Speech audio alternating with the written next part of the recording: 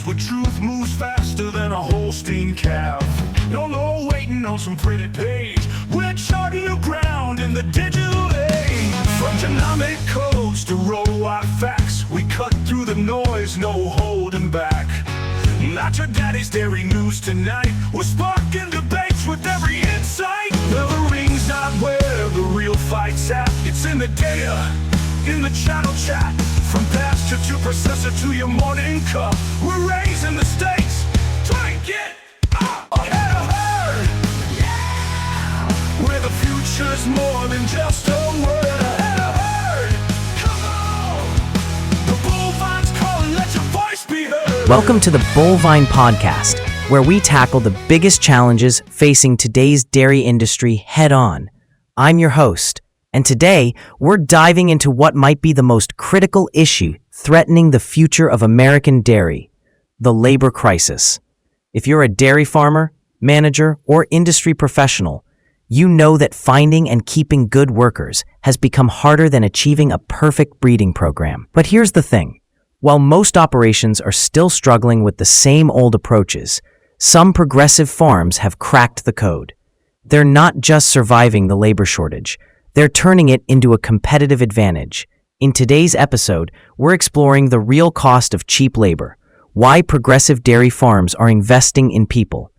You'll discover why traditional labor strategies are failing, what innovative farms are doing differently, and most importantly, how you can transform your workforce challenges into profit opportunities. This isn't just another discussion about wage competition. We're talking about real strategies with real ROI, like the Wisconsin dairy that cut turnover from 7% to less than 1%, or the calf ranch that achieved a $250,000 return on investment through employee development. Whether you're milking 100 cows or 10,000, the insights you're about to hear could fundamentally change how you think about your most valuable asset, your people. Let's get started. Okay, let's jump straight into something that's definitely keeping a lot of you up at night. We're talking about finding good, reliable help on the dairy. It's more than just a hassle these days, isn't it? Oh, absolutely. For many farms, it really feels like a core question about, can you actually keep the doors open long term? Exactly. And that's really the heart of what we're digging into today. We're looking at this really insightful article from www.thebullvine.com. It's called The Real Cost of Cheap Labor, Why Progressive Dairy Farms Are Investing in People. That Bullvine article, yeah. It really does challenge some, let's say, traditional thinking about loader costs on the farm. Totally. So our mission here is to unpack what the article sees as the root causes of this labor crunch. We want to push back on some maybe outdated ideas and, most importantly, pull out the practical strategies. What are the top farms actually doing to build a workforce that stays and performs? Right. We want to give you specific things you can actually think about using on your own operation, maybe even starting tomorrow. Okay, so first things first. The article makes it clear there's been a huge shift, a fundamental change in dairy labor. It wasn't always this way. No, not at all. It used to be heavily family run, right? Generations working the same farm. But that's just not the picture for most places now. The article points out non-family folks are making up, at least half the workforce on many dairies. At least. And, the article really highlights the absolutely vital role of immigrant workers in today's industry. Essential is the word. The numbers are pretty stark. Immigrant workers are estimated at somewhere between 40% and 51% of all U.S. dairy labor. And get this, the farms that employ immigrant workers, they're producing roughly 79% of the nation's milk supply. Wow. Yeah. So the article's point is sharp. These workers are as critical for milk production as, say, getting your rations right. That comparison really hits home, doesn't it? It makes you stop and think. It does.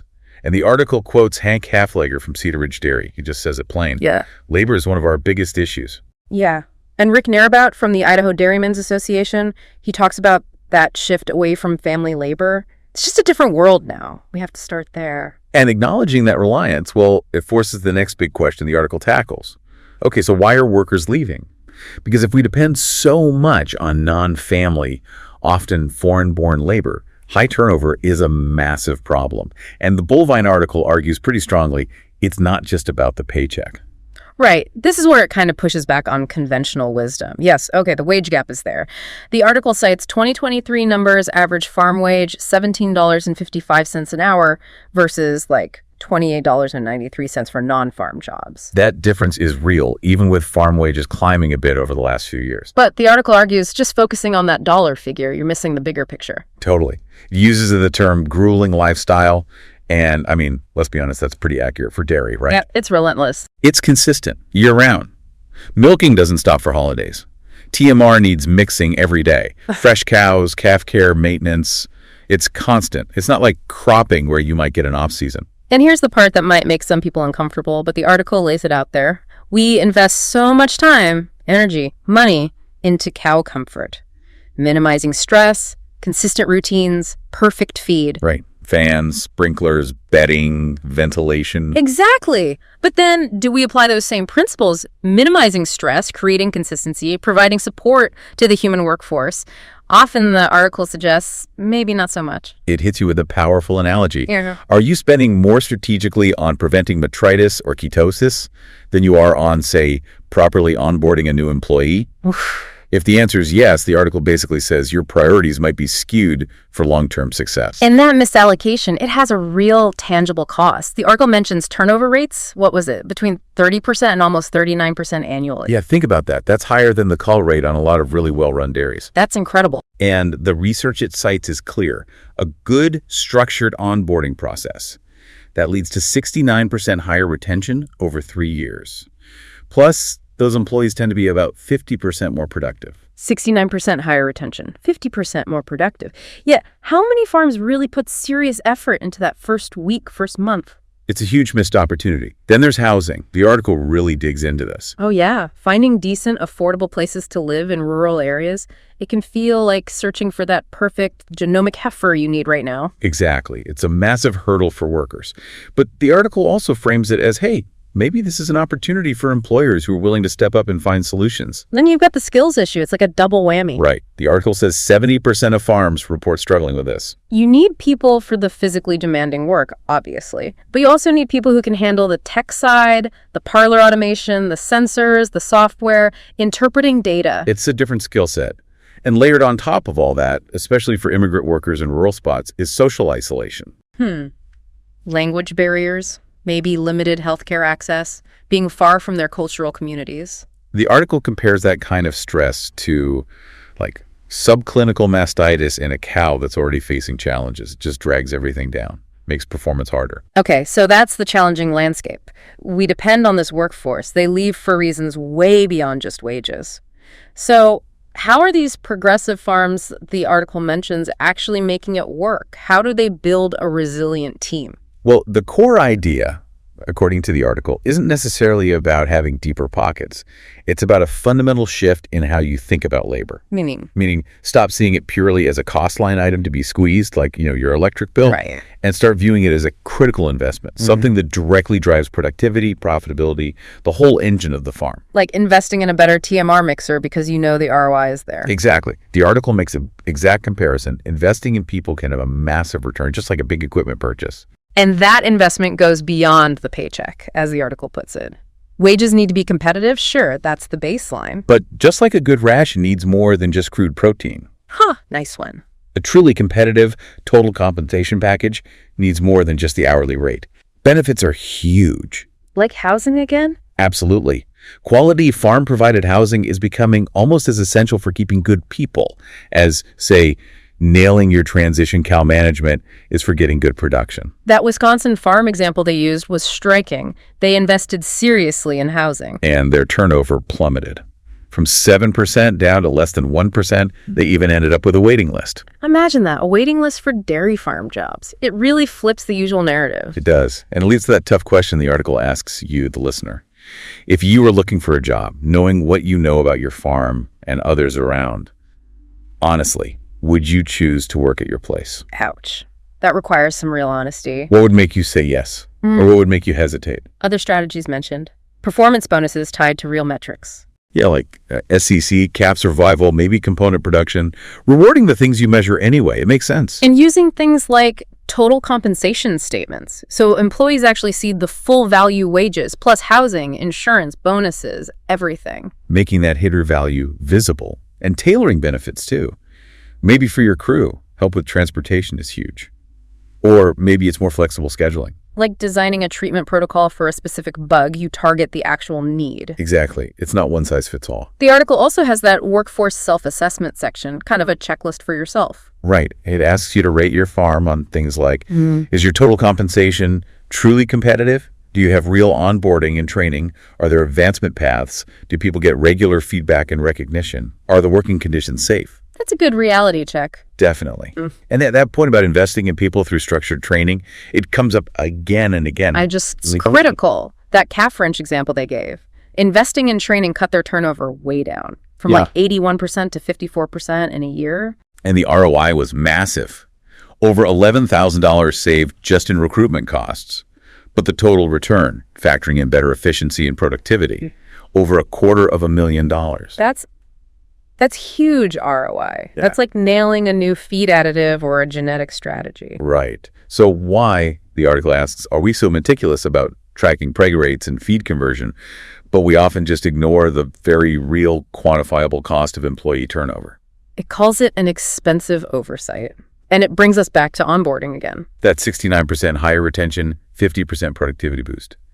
It starts on day one. So effective training methods matter. Visual aids, hands-on practice, keeping things concise, and crucially, considering language differences. Yeah, you can't just hand someone an English manual if that's not their first language. It's like teaching someone a new parlor routine. You show them, you watch them, you give feedback. Observation, demonstration, practice. Makes sense. Mentoring programs get a nod too, pairing new folks with experienced staff. Like how a good hoof trimmer trains an apprentice. And e-learning for consistent info delivery. Yeah, potentially useful. That Northern NY study found most participants felt confident after an online module. Offers flexibility. The overall payoff numbers for training are compelling. Over 70% of successful farms use continuous learning. It can cut turnover by half, maybe boost milk production 30%. Any nutritionist or vet would kill for those kinds of results from their programs. Okay, so beyond pay and training, there's culture. The article really hammers this point. Yeah, cultivating culture. It argues that a positive, supportive farm culture is just as vital for keeping people and getting results as, say, cow comfort is for milk flow. So it's not just fluffy stuff. Not at all. The proactive farms are intentionally building respectful environments through things like recognition programs, regular team meetings, giving constructive feedback, actually involving employees in decisions about their work. The article likens it to providing the human equivalent of good stalls, clean water, plenty of bunk space for the cows, the basics for well-being and performance. And it warns strongly against toxic culture. Yelling, intimidation, treating people like they're disposable cogs in a machine. That stuff drives people away fast. And the data shows positive cultures simply outperform toxic ones. Period. That Purina example they shared was powerful. A Midwest dairy used their Hispanic training services, put in bilingual protocols, held weekly meetings. And the results.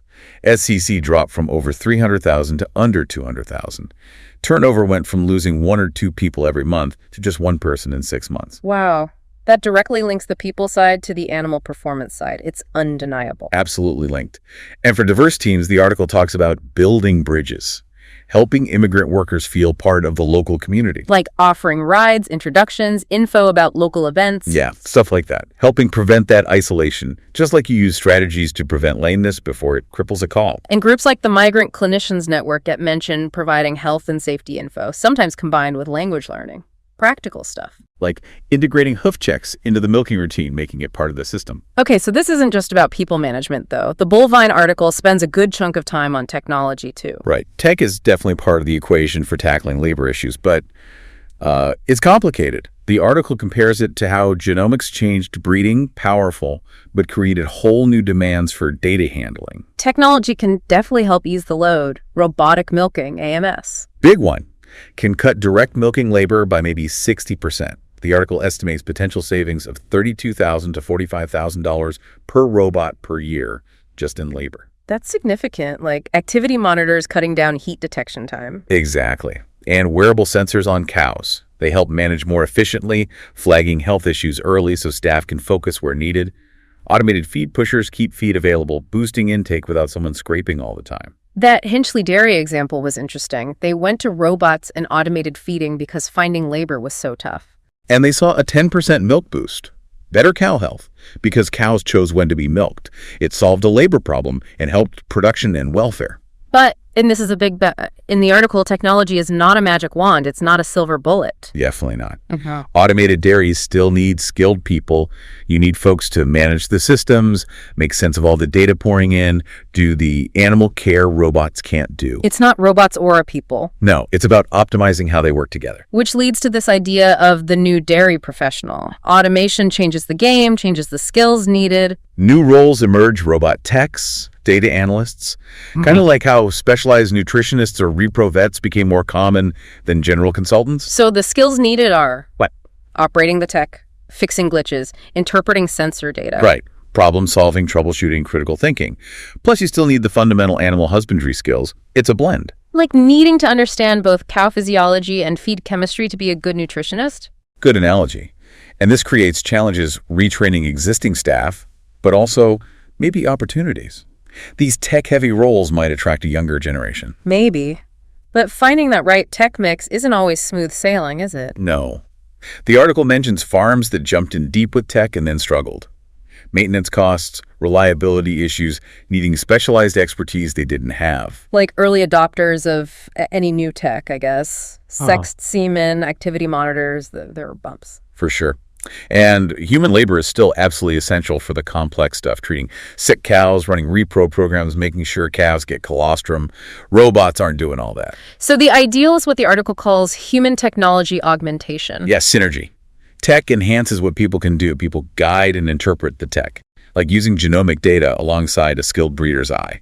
The article even provides that technology decision flowchart to help think it through. Which is useful. It walks you through. What's your actual labor challenge? What tech could help? What's the real ROI, including labor savings, production gains, and lower turnover costs? How do you implement it? Training, transition. It frames it like any other major farm investment decision. Needs the same rigor. Exactly. Like deciding on genetics or a facility upgrade. The comparison table in there gives ballpark costs, savings, payback for different techs, robots, sensors, feeders. It's about due diligence. Okay, so all these farm level things are happening, but they exist within a bigger system. And the article is pretty direct about policy. Yeah, it doesn't pull punches. It basically says the dairy industry has been, quote, extraordinarily ineffective at getting immigration policy to match the reality of year-round dairy labor needs. The big disconnect is the H-2A visa program, right? Designed for seasonal work. Right. And trying to fit year-round dairy into a seasonal program, the article says it's like trying to feed high producers only corn silage. It just doesn't work. It's the wrong tool. Hank Haflegger's point comes up again, needing documented workers who can stay. You train someone, invest in them. You can't afford to lose them after a few months because their visa is wrong for the job. And without a good legal pathway, the article argues, it forces reliance on an undocumented workforce, which creates vulnerability for everyone involved, like relying on one iffy well for your whole herd's water. It even questions if industry advocacy has been too, maybe, timid, not unified enough. It raises the question, but it does mention reform ideas are out there year-round H-2A, pathways to legal status, wage adjustments. The Farm Workforce Modernization Act gets named. So besides policy, what about industry-led efforts? They're happening. Organizations providing resources, best practices. Kind of like how the industry came together on antibiotic stewardship or animal welfare standards. The National Dairy Farm Program's workforce development part is a key one mentioned. Yeah, promoting HR and safety best practices, tools to help farms become employers of choice. It fits alongside their animal care and environmental work. And regional efforts, too, like that Northeast grant for apprenticeships. Right. Tackling needs locally, like co-op field reps focusing on milk quality in their area. And the Migrant Clinicians Network, again, for health and safety training, often with language skills built in, practical integration. So looking ahead, Right. building that future workforce, the article says you have to accept that labor shortages, rising costs, that's the new normal. It's not a temporary blip. Like that USDA forecast for 2025 labor costs up another 3.6%. It's a trend, like genetic gain, just heading consistently up. And demographics are pushing it. The traditional immigrant labor pool, say from Mexico, is changing: lower birth rates, better opportunities at home. Plus, the existing workforce is getting older. Average age 42 for foreign-born ag workers versus 36 for U.S.-born. That's a real shift, like the aging farmer population itself. Rick Nairbout's stat again. 90% of Western U.S. dairy workers foreign-born, mostly from Mexico. If that source changes, you need other strategies, like finding alternative feeds when your main forage is short. So truly sustainable solutions need systemic change, the article argues. Not just farm-by-farm fixes. Yeah. It's about practices, policy, even how society views ag labor. A sustainable dairy includes fair labor, safety, support, just as much as it includes herd health. It challenges the industry. Why is workforce stuff still treated like just your individual problem? It needs collective action, like we mobilized on genetics or milk quality. Some systemic ideas mentioned. Cooperative models for sharing labor. Diversification for more income to support wages. Better tech access for smaller farms. Collaborative stuff, and policy reform comes back again. Immigration, guest workers, legal status pathways. Unnecessary regulatory piece, the article implies, like having clear withdrawal times. Plus strengthening ag education, building that pipeline of future workers. Huge need there. That gap, 60,000 ag job openings versus 35,000 grads, that's a serious talent deficit, like the rural vet shortage. I liked the Q&A with Jeff Andres from Wisconsin that was woven in. Real-world perspective. Yeah, he was candid. Biggest challenge, finding reliable, long-term people and the time and cost to train them well. And the things that made the biggest difference on his farm. High-quality housing, number one, and a structured mentorship program. Those two things cut their turnover from 35% down to under 10%. Incredible. And his take on tech? He sees it as enhancing people, taking away the drudgery so skilled workers can focus on higher-value tasks. Like activity monitors free up the herd manager from heat checking to manage breeding better. Their expertise is still central. His core advice really sums up the article's message. It really does. Stop thinking of labor as just a cost-like feed. See your people as a critical investment. He said when they made that mental shift, treated employees like valuable assets, everything got better. The article wraps it all up with those steps you can take today. Concrete actions. Yeah, and framed with dairy analogies. Assess your situation like tracking KPIs. Develop total compensation like tailoring rations. Create onboarding training like setting up protocols. Build culture like ensuring cow comfort. Evaluate tech like assessing capital upgrades. Connect with resources like using your vet. Engage with education like investing in genetics. Advocate for reform, adding your voice. Okay, so let's really boil it down. The bottom line from this Bovine article. It's a hard truth. Many farms put more strategic thought into breeding cows than into developing their human team. And that imbalance, it's costing the industry dearly. It's a threat. These workforce challenges, shortages, costs, they aren't just inconvenient. The article positions them as critical threats to productivity, sustainability, even farmer well-being right now. And the path forward, it argues, absolutely demands that mindset shift. See labor as a critical asset. Invest in it, training, development, compensation, culture. Sustainably, intentionally. The stakes are huge for your farm, for food security, for rural communities. The successful farms, the ones figuring this out, are balancing tech and people, creating workplaces that attract and keep skilled folks while leveraging efficiency gains from automation. They're turning a vulnerability into an advantage. So the provocative thought the article leaves right there for you is this. The question isn't really, can you afford to invest in building a resilient workforce? Based on everything in this article, the real question is, can you afford not to? Right. What step, just one step maybe, from everything we talked about, will you take this month? The article strongly suggests your answer might just shape whether your farm is thriving in 5 years. It really forces you to rethink priorities, doesn't it? Absolutely. Moving from labor is a cost to cut to labor is an investment to nurture.